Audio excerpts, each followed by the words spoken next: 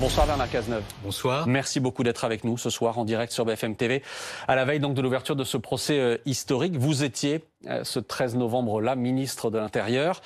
Vous étiez, je crois, dans votre bureau au moment de la première détonation au Stade de France. À quel moment ce soir-là vous comprenez que la France est frappée par une attaque d'une ampleur exceptionnelle? Je le comprends quelques dizaines de minutes après le début de l'attaque qui se produit à Saint-Denis.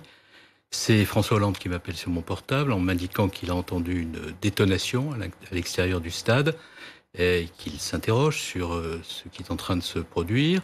Au moment où je raccroche, le préfet de police m'appelle pour m'indiquer qu'il s'agit vraisemblablement d'un attentat. Je me rends immédiatement au Stade de France pour y retrouver le président de la République. Il est décidé à ce moment-là de ne pas évacuer le Stade de France pour des raisons de sécurité. C'est le résultat de l'analyse que nous faisons avec le préfet du contexte. Et au moment où nous rentrons à Paris pour participer à la cellule interministérielle de crise qui a été actionnée par le Premier ministre, nous apprenons le déroulement des attaques et comprenons que ce qui est redouté partout en Europe depuis des mois, en Europe et en Occident, c'est-à-dire une attaque de masse, est en train de se produire sur le territoire national. Vous vous souvenez, au moment où vous retrouvez François Hollande, au moment où vous revenez à Paris pour rejoindre la cellule de crise, vous vous souvenez de vos échanges, des regards? Quelles impressions est-ce qu'il vous reste de ces moments-là? Même impression physique, qu'est-ce qu'il vous reste de ces moments-là? C'est une impression très étrange parce qu'elle est le résultat d'un conflit qui s'exprime à l'intérieur de nous-mêmes. Nous en avons reparlé depuis avec le président de la République souvent. D'abord, nous sommes, comme tous les Français, choqués et dévastés par la tristesse et le chagrin de ce qui se produit, et puis en même temps très concentrés sur les missions qui nous incombent, et très conscients que les heures qui vont se déployer seront essentielles pour sauver des vies, pour assurer les secours, pour prendre des dispositions qui doivent être prises, y compris sur le plan institutionnel, puisque c'est pendant cette nuit du 13 novembre que sera déclenché l'état d'urgence. Même quand on est ministre de l'Intérieur, on a dans ces moments-là des moments de trouble, de fragilité? On a des moments où s'expriment au plus profond de soi-même des sentiments qui ont une dimension que je qualifierais de tellurique, et qui d'ailleurs ressurgissent très souvent. J'ai été très frappé lorsque j'ai écrit le premier tome de mes souvenirs concernant ces événements, de voir à quel point, lorsque j'étais devant le papier avec le stylo en train de raconter les événements, j'étais envahi par un sentiment de chagrin plus fort encore que celui que j'avais pu éprouver au moment où je vivais ces événements, parce que j'avais le recul de ce qui s'était passé et de l'intensité de la tragédie que le pays avait eu à vivre. Je reprends le fil de cette soirée-là. Les attaques sont en cours. Après le Stade de France, il y a les terrasses, vous l'avez dit, il y a le Bataclan. C'est une attaque coordonnée, ce que vous redoutiez, ce que tous les services européens redoutaient.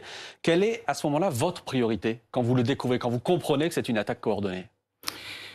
Nous avons trois priorités à ce moment-là. La première priorité, c'est de sauver par une intervention appropriée et qui doit être absolument maîtrisée. Nous pourrons y revenir si vous le souhaitez. Les vies de ceux qui sont dans la salle du Bataclan et qui sont otages de terroristes dont on sait qu'ils ont des ceintures d'explosifs et qui ont peut-être d'ailleurs piégé la salle de concert. C'est le premier objectif. Deuxième objectif, faire en sorte que les secours soient acheminés dans des conditions qui permettent le plus rapidement possible d'hospitaliser et d'apporter les premiers soins à ceux qui ont été blessés. Et on a beaucoup parlé du travail des forces de sécurité. Je voudrais profiter de ma présence sur votre plateau pour dire à quel point j'ai été impressionné par le dévouement des personnels de santé dans les hôpitaux dans la nuit du 13 novembre. Nous sommes allés au petit matin dans les hôpitaux avec la ministre de la Santé.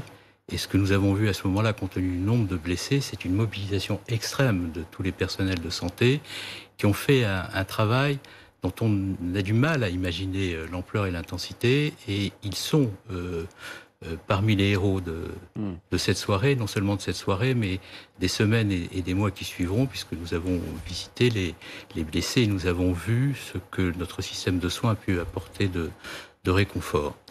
Et puis, troisièmement, et ça on en parle peu, mais c'est quelque chose qui était très présent dans notre esprit, est-ce qu'il peut y avoir d'autres attaques sur le territoire national en Europe? Est-ce que c'est une opération beaucoup plus large, coordonnée par l'état-major de Daesh à Raqqa, et qui peut chercher à créer dans les démocraties les conditions du chaos? Et donc, vous imaginez bien que dans ces moments-là, le niveau de concentration, de tension, de mobilisation était extrême dans l'appareil d'État. François Hollande, qui était, vous le disiez, le président de la République ce soir-là, était aujourd'hui l'invité du 20h de France 2.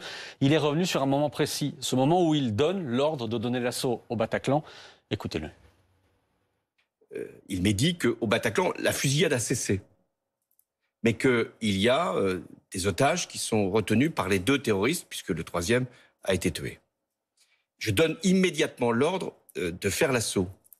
Mais entre le moment où je donne l'ordre et le moment où, avec un courage extraordinaire, les policiers vont pouvoir sauver les otages et neutraliser les terroristes, il s'écoule 2 heures. Des heures et des minutes épouvantables.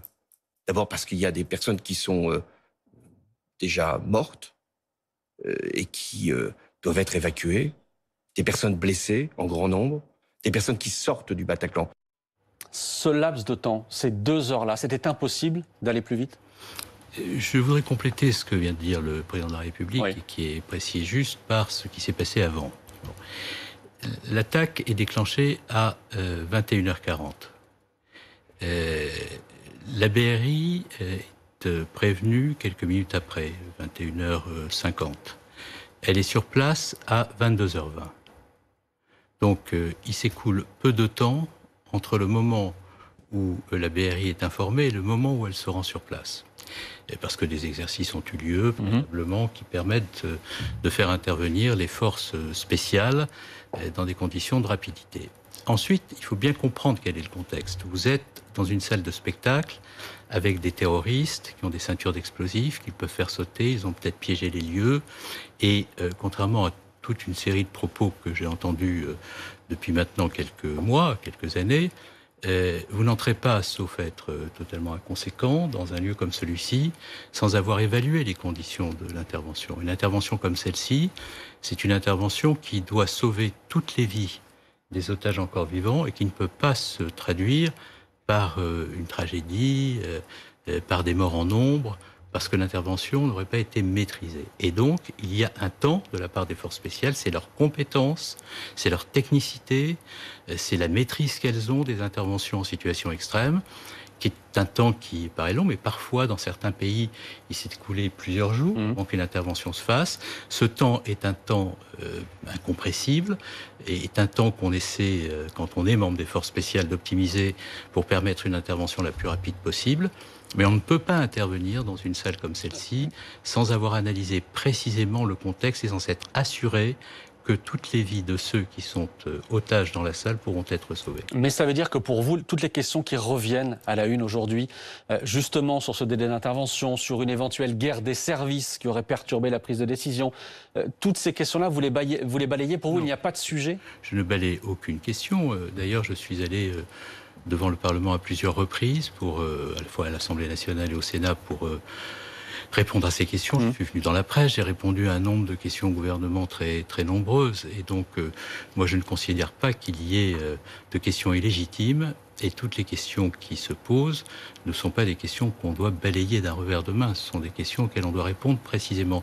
C'est ce que je me suis employé à faire. Alors, puisque vous m'interrogez sur ces sujets qui méritent qu'on les prenne avec précision et considération, je vais y répondre point par point. D'abord, est-ce qu'on pouvait intervenir plus rapidement avec la BRI? J'y ai répondu. Vous l'avez expliqué. Deuxièmement, il y a eu une polémique sur le RAID plutôt que la BRI et le déclenchement de la FIPN qui aurait conduit le RAID et la BRI. C'est la force d'intervention. Bon. Là, c'est le préfet de police qui a estimé qu'avec les effectifs de la BRI, on pouvait intervenir dans de bonnes conditions, qui a suivi l'état-major de la BRI dans l'appréciation qu'il portait sur la situation. Et la BRI et le RAID ont finalement concouru pour sauver des vies après que la situation avait été maîtrisée. Et le rapport parlementaire, de ce point de vue-là, je vous renvoie à son contenu, vous pouvez même diffuser les pages de ce rapport parlementaire, est très clair sur le fait que le non-déclenchement de la FIPN, l'intervention de la BRI s'est passée dans des conditions qui ont permis de sauver des vies dans un contexte de menace extrême. Troisième reproche, il y a une brigade d'intervention, j'ai vu ça dans un reportage plus qu'approximatif, diffusé par une chaîne de service public Arte, une brigade d'intervention de la DOPC, pas de la BRI, aurait souhaité intervenir à 9h30 et on l'a empêché de le faire. C'est faux, à mains égards d'ailleurs, parce que à 9h30, cette brigade d'intervention ne pouvait pas souhaiter intervenir puisque l'attaque commence à 9h40, 10 minutes plus tard. Ensuite, elle n'est pas empêchée d'intervenir. Elle interviendra, si j'ai bonne souvenance, dans la première colonne de la BRI, parce que ces forces-là, qui ne sont pas des forces spécialisées, ne peuvent intervenir qu'en soutien aux forces spécialisées, après que celles-ci ont apprécié le contexte. Donc, vous voyez, toutes ces questions-là... Est-ce que ce procès doit aussi servir, au-delà de désigner la culpabilité de tel ou tel des accusés, est-ce que ce procès doit aussi servir, à partir de demain, à clarifier tous ces points-là? Ce procès est le procès des terroristes, commis avec une barbarie extrême, une violence extrême, animée par un sentiment de haine qui les a conduits à s'en prendre avec un sang-froid qui effraie, et qui était destiné d'ailleurs par sa manifestation occasionnée de dommages psychologiques à la nation, allant bien au-delà du drame de la nuit du 13 novembre, bien entendu, c'est le procès des accusés qui devront rendre des comptes si toutefois ils ont le courage de le faire, parce que leur silence est quand même très emblématique de la lâcheté qui les caractérise. Et puis, il y a un deuxième débat qui peut venir dans ce procès, bien sûr, et ce sont les questions que se posent les parties civiles et qui peuvent être adressées à tous ceux qui viendront à la barre, responsables administratifs, politiques. Et moi, je serai amené à témoigner le 17 novembre. Et je vais, bien entendu, avec la volonté d'expliquer point par point sur tous les sujets dont j'ai eu à connaître, qui relevaient de ma responsabilité ministérielle, ce que j'ai eu à faire, ce que j'ai fait avant les attentats d'ailleurs pour éviter que la menace ne soit aussi forte qu'elle ne l'a été, puis ce qui a été fait après, que ces attentats se sont produits, parce que la lutte antiterroriste, ce sont des dispositifs que l'on adapte en permanence pour assurer le meilleur niveau de protection des Français. Donc, quand vous êtes ministre de l'Intérieur, que vous avez été en première ligne pendant ces événements, et que ces événements conduisent à un procès qui est l'occasion pour l'ensemble des victimes de dire ce qu'elles ont à dire, vous vous inclinez devant la souffrance des victimes et vous faites un devoir républicain que d'apporter les réponses qui doivent l'être. Vous êtes aujourd'hui avocat, Bernard Cazeneuve, avocat d'affaires, pas avocat au pénal.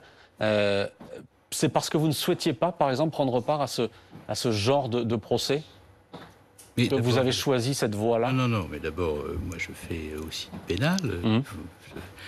Quand on s'intéresse à la manière dont les entreprises mettent en place ces dispositifs destinés à prévenir et à combattre la corruption en leur sein, et que parfois les infractions pénales sont constatées, comme avocat, j'interviens aussi sur des dossiers qui ont un caractère pénal. Je suis par ailleurs un républicain qui est attaché aux droits de la défense, et beaucoup d'avocats de partie civile sont exprimés avec une force républicaine, une dignité qui les a conduits à indiquer que même les accusés qui auront à rendre des comptes doivent pouvoir bénéficier d'une défense.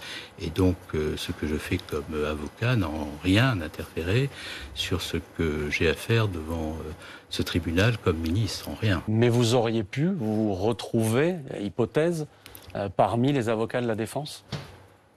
Pas là, évidemment, sur ce procès-là, hein, j'entends bien, mais à défendre ce genre d'accusés, à faire ce travail-là? J'aurais pu l'être si j'avais été commis d'office, comme beaucoup d'avocats qui le sont et qui vont accomplir la mission qui est la leur dans un pays qui a des principes, des valeurs qu'on a voulu d'ailleurs remettre en cause en procédant à ces attaques d'une violence extrême. J'ai pour les terroristes qui ont agi comme ils ont agi, des sentiments dont vous imaginez bien ce qu'ils sont, parce que la souffrance, je l'ai vue à plusieurs reprises de très près. Et j'ai vu les dégâts qu'elle occasionnait. Et j'entretiens avec certaines victimes maintenant des relations personnelles. Et j'ai vu aussi ce qu'était l'idéologie qu'ils portaient, qui est une idéologie totalitaire, mortifère, haineuse, qui vise à réduire tout ce à quoi nous croyons à l'état de cendre. Donc, moi, je n'ai aucune complaisance à l'égard de ces individus. Et je n'ai d'ailleurs non seulement aucune complaisance, mais je considère que leur silence est encore une fois la manifestation de leur lâcheté. Mais nous sommes dans un état de droit.